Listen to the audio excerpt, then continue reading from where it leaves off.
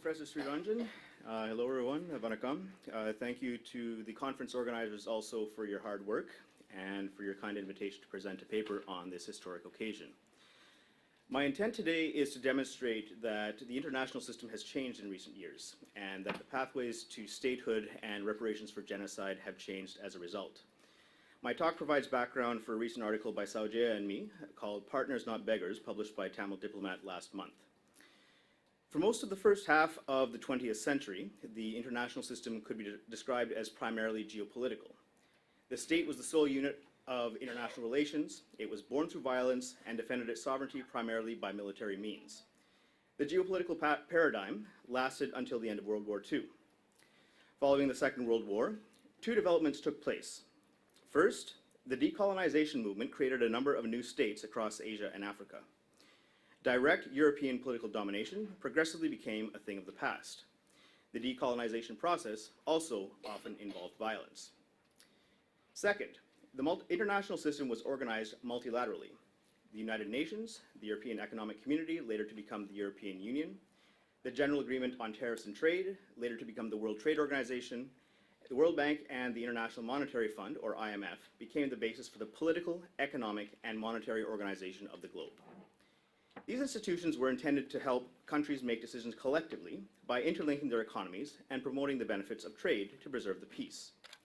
This system stood in direct opposition to the geopolitical mindset in which every country tested its military and economic strength against every other. The multilateral means by which people exercised their right to self-determination was through the UN-supervised referendum. Beginning in the 1980s, neoliberalism gained ground. Particularly with the collapse of the Soviet Union in 1989, the US-directed neoliberal system took over all multilateral institutions. Development in the ex-colonial world became equal to structural adjustment. The second wave of decolonization, which contested the artificial borders established by old colonial powers, was fought by a state system that Sivaram termed the counterinsurgency nation-state. Neoliberalism saw the financialization of international relations. Counterinsurgency created safe political climates for investment. Following the financial crisis of 2009, which coincided with the destruction of the de facto state of Tamil, we are today witnessing a thorough breakdown of every multilateral institution established after World War II. The European Union reels from bailouts to Brexit. The WTO has been stalled in the Doha round of negotiations for 20 years.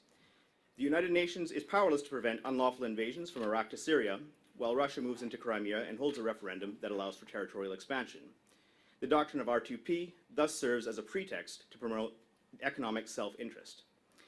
Some term this the era of the return of geopolitics. I hold a different view. I believe that the present era will reshape the essence of multilateral institutions while preserving their forms. I believe that the multinational corporation, the actor that neoliberalism introduced to the stage of international relations, has gained equality with the state itself. I believe, therefore, that we have entered the era of geoeconomics, a world order that combines geopolitics with multilateralism. Geoeconomic technologies of warfare follow different rules.